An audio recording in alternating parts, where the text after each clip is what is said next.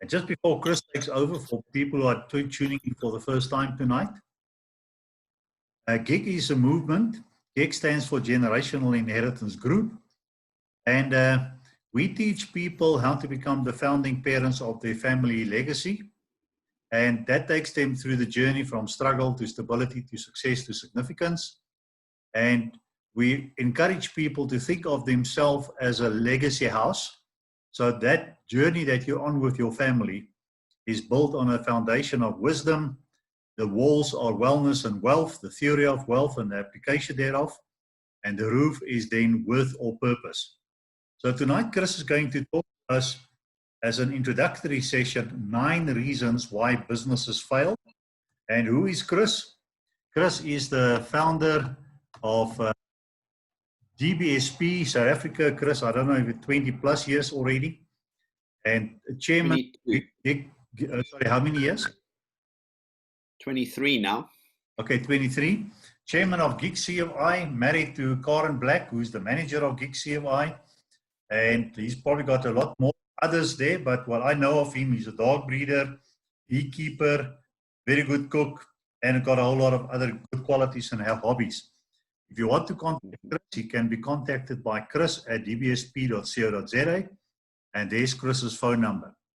Now, when I met Chris many years ago, he was very active in the Dynamic Business Startup Project, and this is just the front page of his website. If you click dbsp.co.za, and what impressed me about his program was that at that stage he already introduced the whole business startup program, which is an entrepreneurial course, to over 4,000 students or people, mostly in rural areas, of which 80% then who completed the course went on to look after, be able to provide for their own family and provide 1 or 2 jobs. And further 20% moved on and became successful SMEs with business turnovers in excess of $1 million per annum.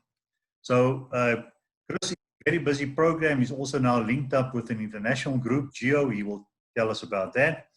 But his program is used already, I think, in 12 or 15 different countries. But I'm going to let Chris do all the talking. Well, good evening, everybody. It is my absolute pleasure to be with you this evening, and I've looked forward to this moment all week, and so hopefully I'm not going to disappoint you. So my topic tonight, as Jasper introduced, is entrepreneurship. Why are some businesses doomed to fail? Whoopsie. And is this going to happen to you? So it would be very interesting, just by a show of hands, to find out who is actually in your own business right now. If you could just indicate somehow, raise a hand, say yes. Okay, so I see Becky and Sibu and Sabu, a couple of others as well. And who has had, put your hands down, that would be great. Who has had a business that's failed? Who has had a business that's failed? Siabu, Leanne, Dee, quite a lot. My hand is raised as well.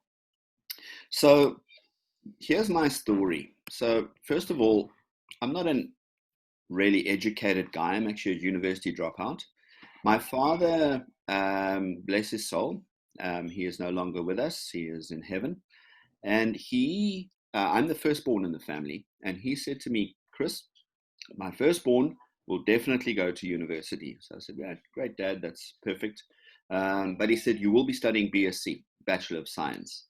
Now, I didn't do very well at all in my studies at school. And didn't have the math and didn't have the maths and didn't have the science background. So I really struggled at university, failing first year twice. And then I said to my dad, much against his own will, I said to him, Dad, I'm sorry, this is not for me, I'm dropping out. So then I went into business, and I've run 4 of my own small businesses. And two of them have been a success, and the holding company for Dynamic Business Startup Partners, by the way, Dynamic Business Startup Project has recently become Dynamic Business Startup Partners because we work in partnership. And one of our partners is down, you see the logo in the bottom left-hand corner here is GEO, which stands for Global Entrepreneurs Organization. I'll be speaking more about that a little bit later. But the holding company of Dynamic Business Startup Partners is my business called High IQ Training. And I had that one, and then I also had a catering business, which was successful. But I've also had two failures. And the failure that is the biggest one, and one that really shaped me in terms of the whole, everything that I do, teaching entrepreneurship, and the one which fuels this talk tonight was a business in the computing field.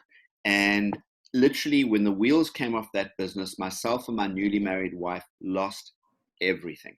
The bank came and repossessed our vehicle. My parents-in-law had to pay our house bond for a minimum of 6 months.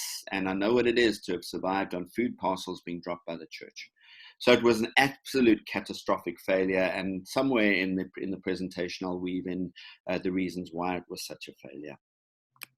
But at the age of 35, I put myself back into university, but this time I studied something that I really, really like and loved and still love: education, training, and development practice.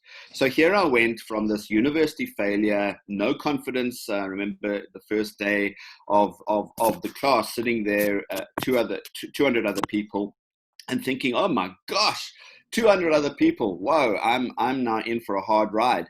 But very soon, because of the subject, and this is a little cameo that I want to put into the present, put into this, is that always study something that you enjoy.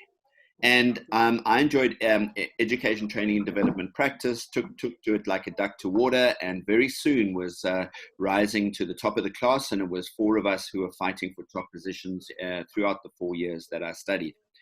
And then in 1996, I started what was then called Dynamic Business Startup Project, since become Dynamic Business Startup Partners, because we believe in partnering with people and empowering others to run the business startup that we do.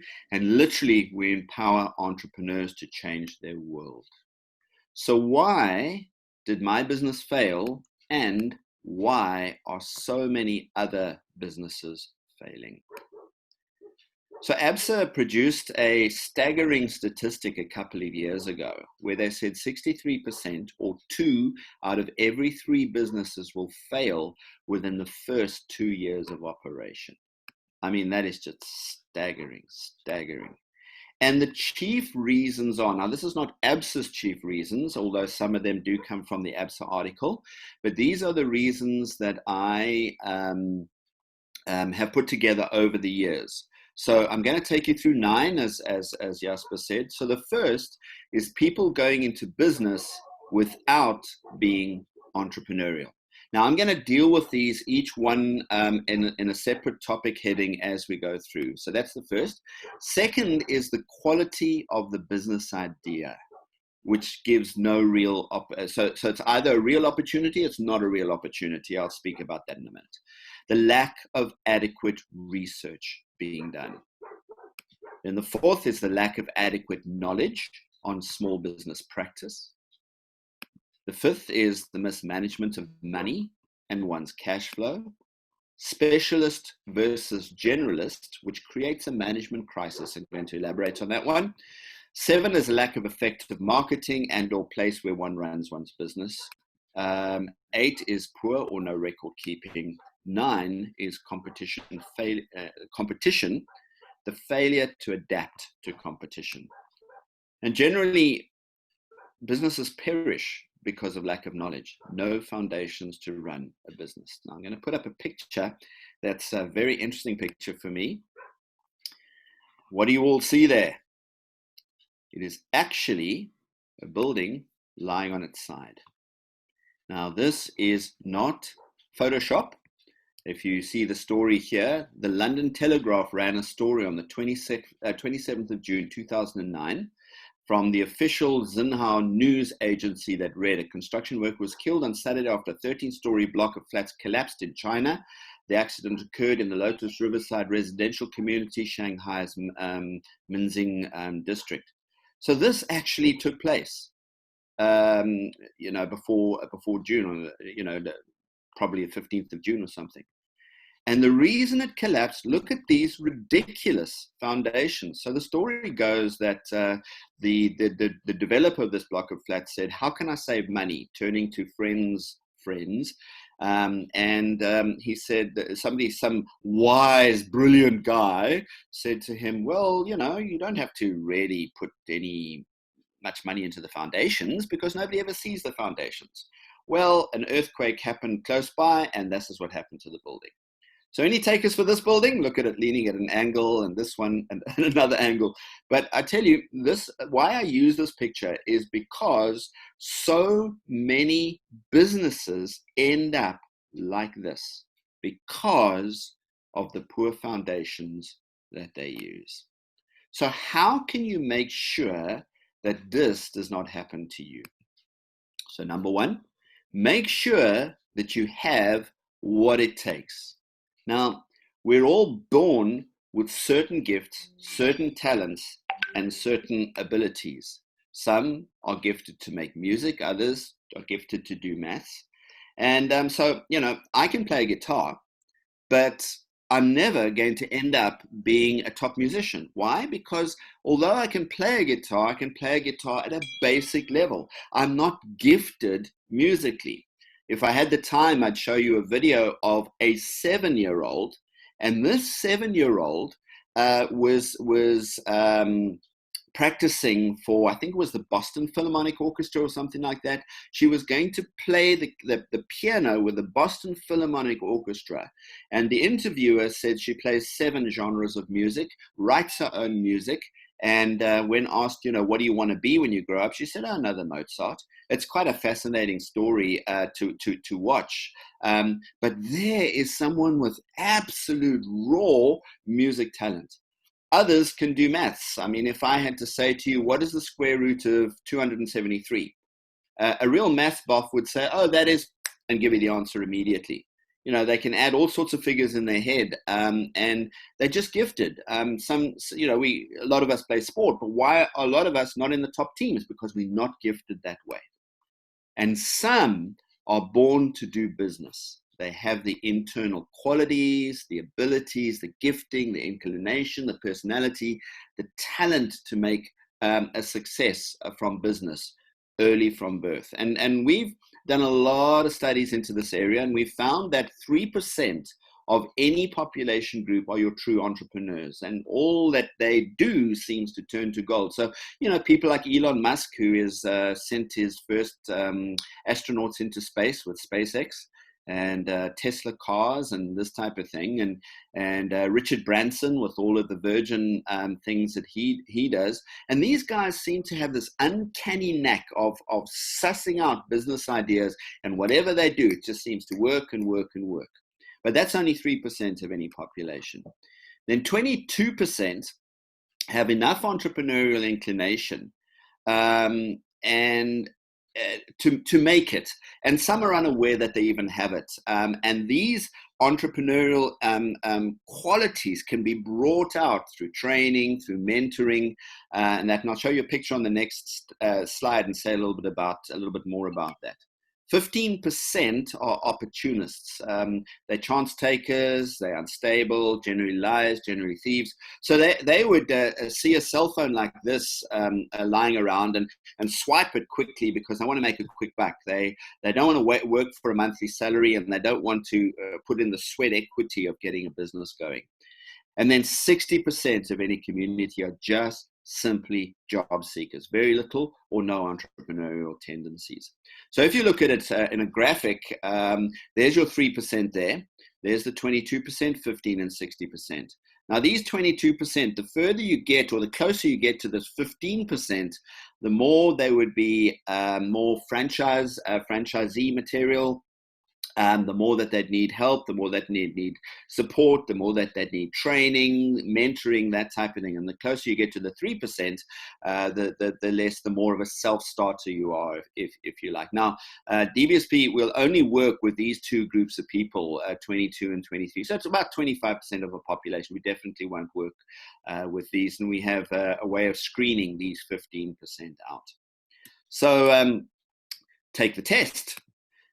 We've been testing people for many years, well over 20 years, and refined our tests over the year. And we have our tests online, can take it on any smart device. And what we measure is a person's previous experience, whether one thinks like an entrepreneur, your appetite for taking risk, and your ability to solve problems of the major pillars upon which a business is built. You've got to be able to take risk. You've got to be able to problem solve. So here's a place you can go to, http://etest.co.za, and for a small fee, we can help you write as to whether you have the right gifting to be an entrepreneur or not.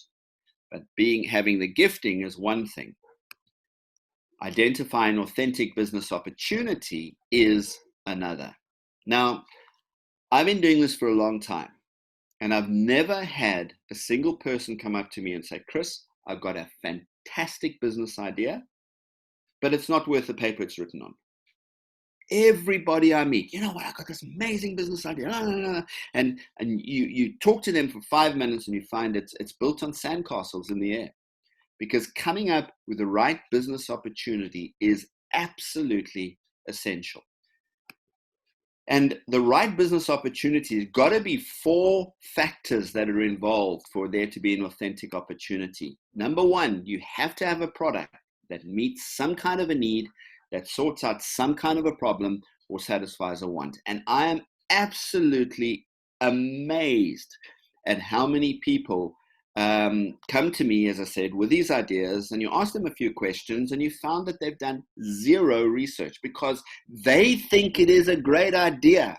Now, whether they think it's a great idea or not is irrelevant.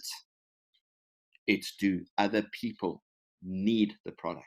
Does the product sort out a problem or satisfy a want from their perspective, not from your perspective? Secondly, is the product going to attract significant numbers of people who are willing and able to pay our price? Willing, they must be able to put their money in their pocket, pull out their bucks, and able, they must have the money in the first place.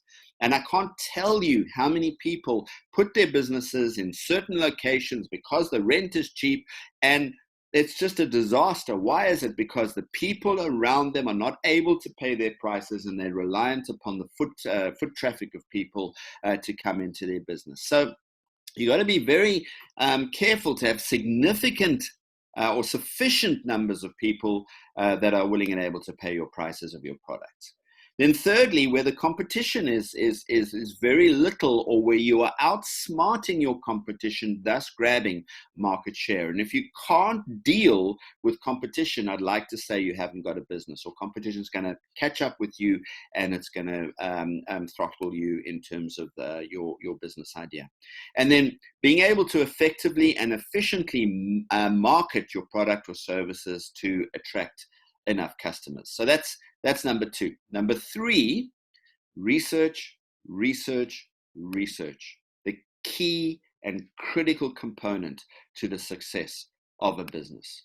Because research provides a whole bunch of things. First of all, facts to back up the premise.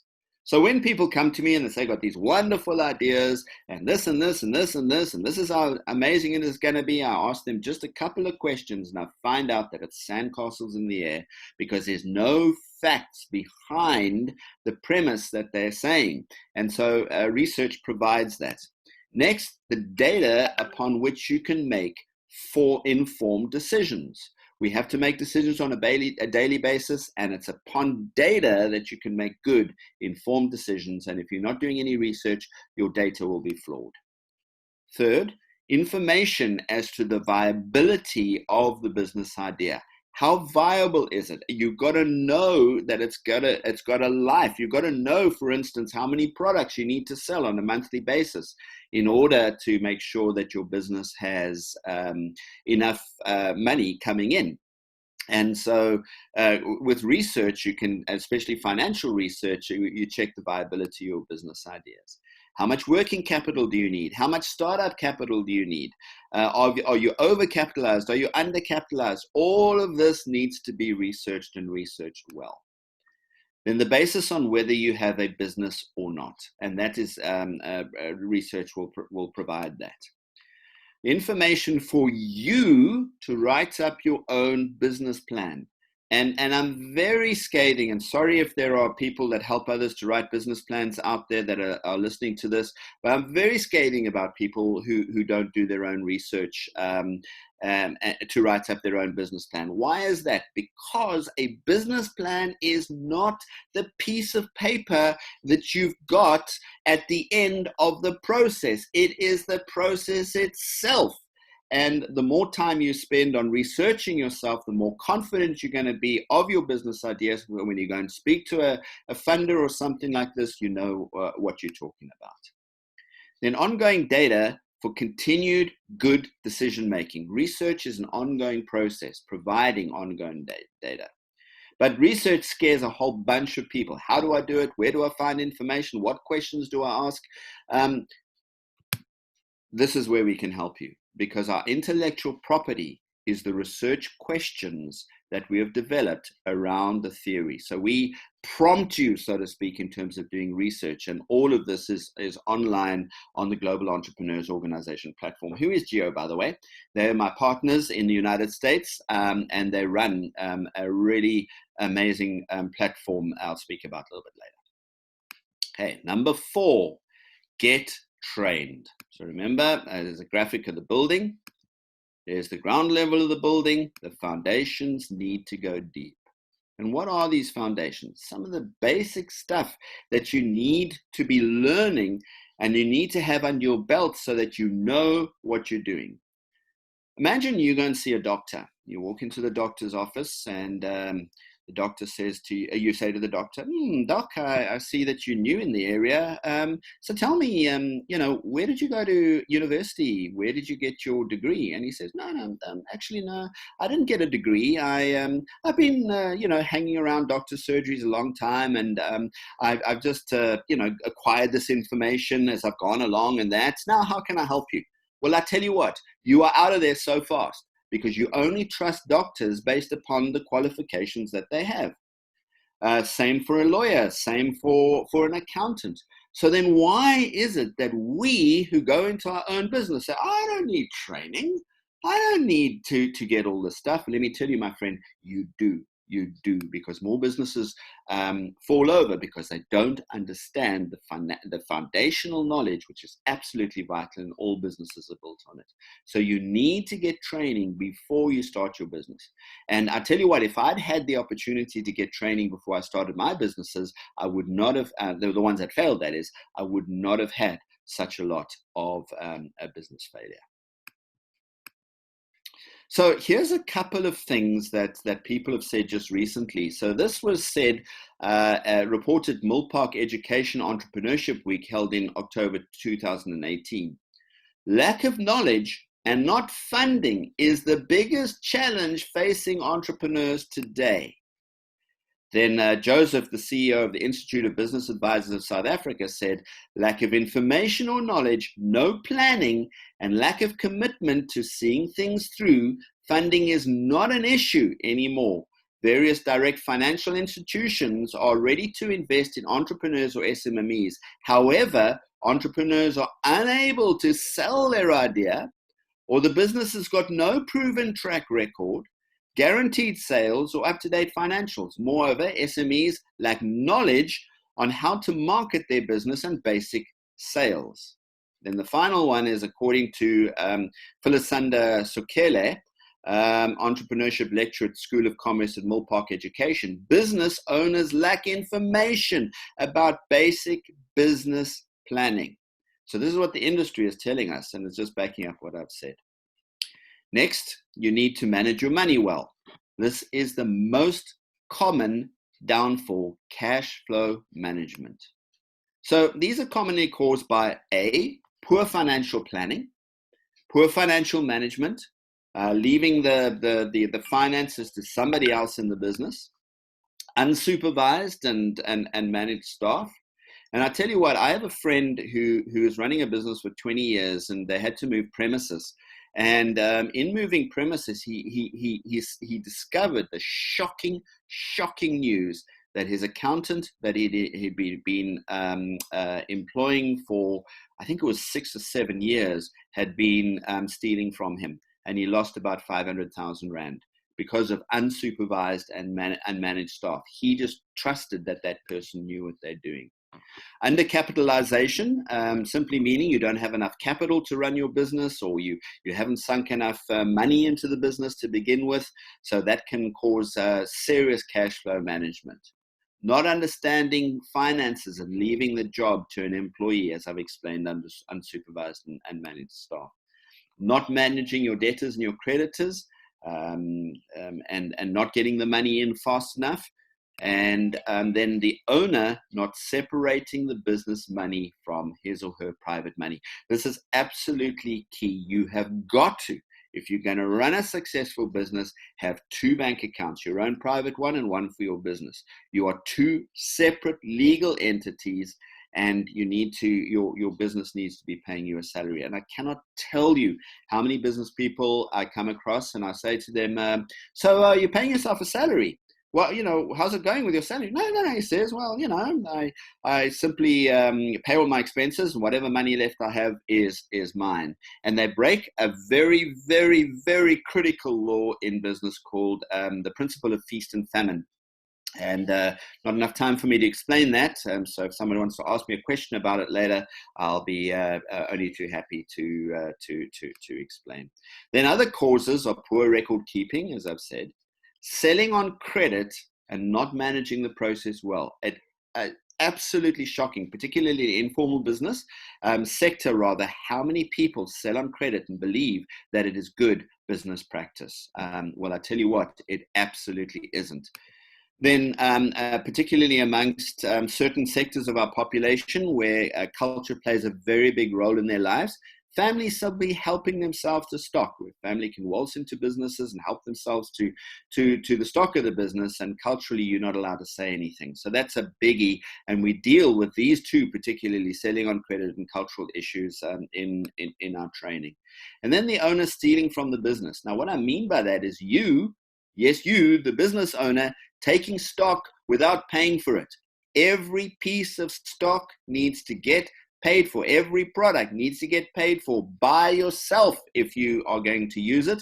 And even if you give it to yourself and you sell it to yourself at cost price, that's good business practice. But if you are not watching your cash flow, I'd like to suggest you're going to have a weak business. Then this one, specialists versus generalists. You need to be managing holistically. Now, most people start up businesses around a skill that they have, and they are absolutely brilliant at this skill. But the problem is that they are specialists and run the business from what they're good at doing, and this gives them satisfaction, just what I've said. But other parts of the business are compromised, neglected, and this undermines the business and can create tension with staff when they see that you are busy in one sector, not managing the whole thing yourself. Just going to take a sip of tea. So the solution is hire in skills. Yes, good, but that is costly. And if not managed, these helpers can become a hindrance where they can start to take your business in places that you don't really want the business to go because you're so focused on the skills that you have. And then accountants people, if they're not managed properly, can put their hand in the cookie jar and steal some of your cash, as to what happened to a friend of mine. So you need solid management policies and procedures. So now here's a graphic of this. So this is what it should look like. where you are giving attention to all of the areas of your business with equal amount of time, dedication, and perseverance. But often it looks like this, where you're doing what you do, and the other parts of your business are squeezed, and some of them are very, it's like going and exercising with this arm in a gym, but the rest of your body you leave like it is. And so this side is well balanced, focusing on every part of your business, and this side is poorly balanced, focusing on what you get good at and neglecting other parts of your business. And if you are only exercising this arm, the other parts of your body are going to wither a little bit like a business, and this often leads to businesses becoming terribly unstable. Developing an effective marketing strategy is the next one, number 7. I've got 2 more to go after this. A clear marketing strategy is absolutely vital, because without customers, you do not have a business. I'll say that again. If you don't have a clear marketing strategy and you don't have customers, you do not have a business. So you need to outsmart and outplay your competition, and I'm going to come back to that in the last point I'm going to make this evening. The internet and social media is playing an ever-increasing role these days. So I tell you this, if you are not marketing over the internet and with social media, let me tell you what your competition probably is, and you're going to find it incredibly difficult to catch up. So you need to either employ somebody who's a social media specialist, or you need to get the training yourself. But you've got to have a presence online, and your presence online has got to bring customers to you. And if you can't do that, I'd like to suggest that your marketing strategy is a bit compromised. So those companies that have good marketing strategy end up growing, such as Coca-Cola and Apple. You know, I've traveled the world quite extensively and to some of the most nastiest places on the planet. And I tell you what, wherever I go, I find Coca-Cola. Their marketing strategy is unbelievable.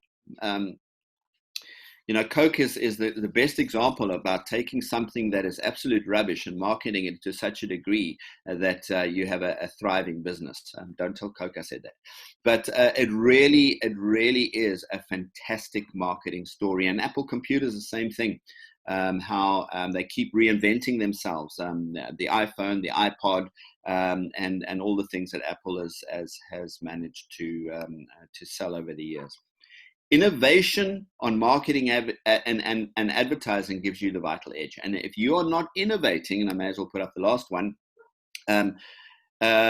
your innovation on marketing is absolutely vital. You've got to be innovating all the time. Remember, you've got to stay a couple of steps ahead of your competition at every moment. And your strategy needs to be very effective. And if it's not, you're wasting time and you're wasting money. And I cannot tell you how much money I've wasted on Google AdWords and Facebook marketing and this, because it just wasn't targeted enough. And so you need to have a fantastic strategy. Keeping good records. Now, keeping good records is the lifeblood of any business. It's also a pain of note if you are a single person running the business or a couple running the business. You know, fortunately, I don't have to deal with the records of my business because I'm married into a good record keeper. So my wife does all the records for me. But it really is the lifeblood of any business. And you need to develop systems that are proven and work for your business. And decisions must be based on facts, and records provide the facts. And let me tell you this right now. If you are keeping bad records and you falling foul of the tax man, watch out, because he will get you at some stage. And my wife, who does books for other companies, has had to do so much work to try and save those companies from the wrath of the tax man.